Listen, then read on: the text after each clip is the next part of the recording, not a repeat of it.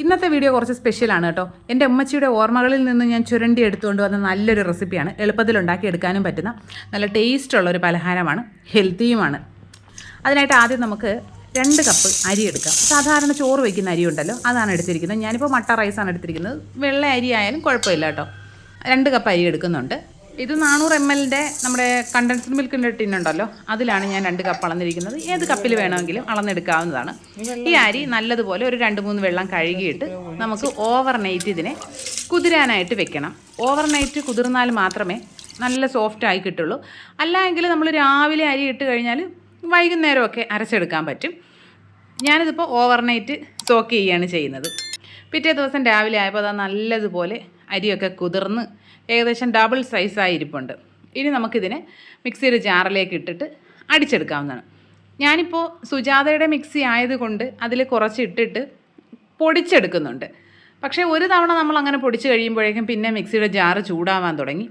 അപ്പോൾ ഞാൻ എന്ത് ചെയ്തു, കുറേശ്ശെ വെള്ളം ഒഴിച്ചിട്ട് അരച്ചെടുക്കുകയാണ് ചെയ്തത്.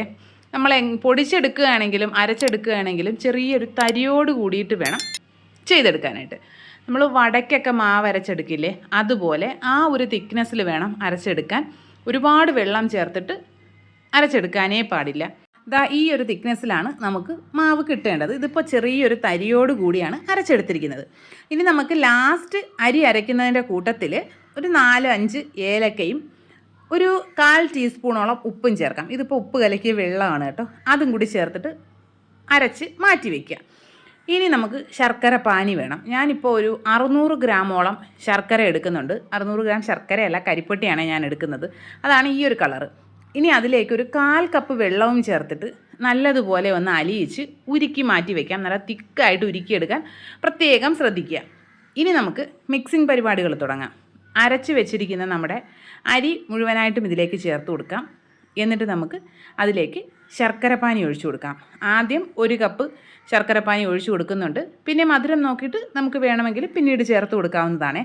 ഇനി ശർക്കരപ്പാനിയും അരിയും കൂടി നല്ലതുപോലെ മിക്സ് ചെയ്തെടുക്കാം. ആദ്യം ഞാൻ സ്പൂൺ വെച്ച് നല്ലതുപോലെ ഒന്ന് മിക്സ് ചെയ്യാനുള്ള ഒരു ശ്രമമൊക്കെ നടത്തി. എന്നാലും അതങ്ങോട്ട് മിക്സായി കിട്ടില്ല. ചെറിയ അരി അരച്ചതിൻ്റെ ആ കഷ്ണങ്ങളൊക്കെ അങ്ങനെ തന്നെ ഉണ്ടായിരുന്നു. പിന്നെ ഞാനതിനെ കൈ വെച്ചിട്ട് നല്ലതുപോലെ അങ്ങ് കുഴച്ചെടുത്തു. ആ കട്ടകൾ മുഴുവനായിട്ടും ഉടച്ച് നല്ലതുപോലെ കുഴച്ചെടുത്തിട്ടുണ്ടായിരുന്നേ. ഇനി നമുക്ക് ഇതിലേക്ക് കുറച്ച് തേങ്ങ ചേർത്ത് കൊടുക്കാനുണ്ട്. ഒരു പിടി തേങ്ങ, നമ്മുടെ ഒരു കൈപ്പിടി നിറയെ തേങ്ങ എടുത്തിട്ടുണ്ട്. അതിനെ മിക്സിയുടെ ജാറിലിട്ട് ഒന്ന് ക്രഷ് ചെയ്തിട്ട് ഇതിലേക്ക് ചേർത്ത് കൊടുക്കുന്നുണ്ട്. അതും കൂടി നല്ലതുപോലെ ചേർക്കുക. പച്ച തേങ്ങയാണെങ്കിൽ ഏറ്റവും ടേസ്റ്റാണ് കേട്ടോ. എല്ലാം കൂടി നല്ലതുപോലെ മിക്സ് ചെയ്ത് യോജിപ്പിച്ചിട്ട് നമുക്ക് അടച്ചു വയ്ക്കാം. ഞാനിപ്പോൾ ഒരു 3-4 മണിക്കൂർ ഒന്ന് റെസ്റ്റ് ചെയ്യാനായിട്ട് വെക്കുന്നുണ്ട്. ഒരു 5 മണിക്കൂറിന് ശേഷം തുറന്ന് നോക്കിയപ്പോൾ കുറേ കൂടി ബാറ്റർ തിക്കായിട്ടുണ്ട്. ആ അരിയെല്ലാം കുറച്ചുകൂടി ഒന്ന് നല്ലതുപോലെ അതിലെ വെള്ളമെല്ലാം വലിച്ചെടുക്കുമല്ലോ, അങ്ങനെ കുറച്ചുകൂടി ഒന്ന് തിക്കായിട്ടുണ്ട്. ഈ കൺസിസ്റ്റൻസി തന്നെ മതി. ഒരുപാട് നമ്മൾ ലൂസാക്കി എടുക്കാനേ പാടില്ല. ഇനി ഇതിലേക്ക് നമുക്ക് കുറച്ച് എള്ള് ചേർത്ത് കൊടുക്കാം. ഇതൊക്കെ വെറുതെ ഒരു എക്സ്ട്രാ ടേസ്റ്റിന് വേണ്ടി ചേർക്കുന്നു എന്നേ ഉള്ളൂ കേട്ടോ. ഇതൊന്നും നിർബന്ധമുള്ള കാര്യമല്ല.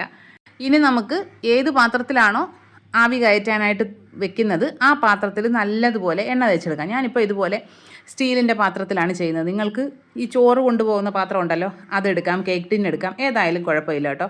ഇനി ഇത് ഉണ്ടാക്കുന്നതിന് തൊട്ട് മുൻപ് ഒരു 1/4 ടീസ്പൂണോളം ബേക്കിംഗ് സോഡ ചേർത്തിട്ട് നല്ലതുപോലെ ഒന്ന് മിക്സ് ചെയ്തിടുക. ബേക്കിംഗ് സോഡ ചേർത്ത് കഴിഞ്ഞിട്ട് നല്ലതുപോലെ മിക്സ് ചെയ്യണം. ഇല്ല എങ്കിൽ ചിലപ്പോൾ കട്ട കെട്ടി കിടക്കാനുള്ള സാധ്യതയുണ്ട്. നല്ലതുപോലെ മിക്സ് ചെയ്തതിന് ശേഷം നമുക്കിതിനെ കുക്ക് ചെയ്യാൻ തുടങ്ങാം. ഇഡ്ഡലി പാത്രത്തിൽ വെള്ളം വെച്ച് നല്ലതുപോലെ തിളച്ചതിന് ശേഷം പാത്രം അതിലേക്ക് വെച്ച് കൊടുത്തിട്ടുണ്ട്. ഇനി ഒരു 1/4 ഭാഗത്തോളം ബാറ്റർ അതിലേക്ക് ഒഴിച്ചു കൊടുക്കുന്നുണ്ട്. നമ്മൾ ഈ അപ്പമൊക്കെ വട്ടയപ്പമൊക്കെ ഉണ്ടാക്കുന്നത് പോലെ അത്രയും അങ്ങ് പൊങ്ങി വരില്ല. അതുകൊണ്ട് ഏകദേശം 1/4 ഭാഗത്തോളമൊക്കെ ഒഴിക്കുന്നതുകൊണ്ട് കുഴപ്പമൊന്നുമില്ല. പിന്നെ ആ പാത്രം അടച്ച് വെച്ചിട്ട് വേണം നമ്മുടെ ഇഡ്ഡലി പാത്രം അടച്ചു കൊടുക്കാനായിട്ട്. അടച്ചു വെച്ചിട്ട് മീഡിയം ഫ്ലെയിമിൽ ഒരു 25 മിനിറ്റ് ആകുമ്പോഴേക്കും തുറന്ന് നോക്കുക. ഇതാ കുക്കായിട്ടുണ്ട്. നമുക്ക് എന്തെങ്കിലും വെച്ചൊന്ന് കുത്തിയൊക്കെ നോക്കാം. നല്ല സൂപ്പറായിട്ട് കുക്കായി കിട്ടിയിട്ടുണ്ട്. ഇനി ഇത് ഇങ്ങനെ തന്നെ അടച്ചു വയ്ക്കുക. അടച്ചു വെച്ചിട്ട് നന്നായിട്ട് ചൂടാറി കഴിഞ്ഞിട്ട് വേണം നമുക്ക് ഡീമോൾഡ് ചെയ്തെടുക്കാനായിട്ട്. നല്ലതുപോലെ ചൂടാറി കഴിയുമ്പോൾ ഇതുപോലെ സൈഡൊക്കെ പാത്രത്തിൽ നിന്ന് വിട്ട് വരും. അപ്പോൾ നമുക്കിതിനെ മറ്റൊരു പാത്രത്തിലേക്ക് കമഴ്ത്തി തട്ടി കൊടുക്കുക, കട്ട് ചെയ്ത് കഴിക്കുക. അടിപൊളി ടേസ്റ്റാണ്. എല്ലാ കൂട്ടുകാരും ട്രൈ ചെയ്ത് നോക്കട്ടെ. മസ്റ്റ് റെസിപ്പിയാണ്. എൻ്റെ ഉമ്മച്ചിയുടെ ഫേവറേറ്റ് സ്നാക്കുകളിൽ ഒരെണ്ണമാണ്. ഉമ്മച്ചിയുടെ ഉമ്മ ഉണ്ടാക്കി കൊടുത്തിട്ടുള്ള ഓർമ്മകളിൽ നിന്നുണ്ടാക്കി തന്നൊരു സാധനമാണ് കേട്ടോ. ഉമ്മച്ചിയൊക്കെ ഇതിനെ കിണ്ണത്തപ്പം എന്നാണ് പറയുന്നത്. ഇത് കഴിച്ചിട്ട് ഉമ്മച്ചി ഇരുന്ന് കരയുന്നത് കണ്ടു. പഴയ കാലത്തിലേക്ക് പോയി ഉമ്മയെ ഓർമ്മ വന്നു എന്നൊക്കെ പറഞ്ഞിട്ട് ഭയങ്കര സങ്കടമൊക്കെ ആയിരുന്നു. അപ്പോൾ നല്ല മസ്റ്റ് ട്രൈ ആയിട്ടുള്ള അടിപൊളി ഒരു റെസിപ്പിയാണ്. എല്ലാ കൂട്ടുകാരും ട്രൈ ചെയ്ത് നോക്കുക. ഫീഡ്ബാക്ക്സ് കമൻറ്റ് ബോക്സിൽ അറിയിക്കുക. വീഡിയോ ഇഷ്ടപ്പെട്ട് കഴിഞ്ഞാൽ ലൈക്ക് ചെയ്യുക, കമൻറ്റ് ചെയ്യുക, ഷെയർ ചെയ്യുക, ചാനൽ സബ്സ്ക്രൈബ് ചെയ്യുക, ഹൈപ്പുകയും ചെയ്യുക. ഇനി ഇതുപോലെ തന്നെ മറ്റ് അടിപൊളി റെസിപ്പി ആയിട്ട് ഉടനെ തന്നെ കാണാം. അതുവരെ എല്ലാ കൂട്ടുകാർക്കും ബൈ.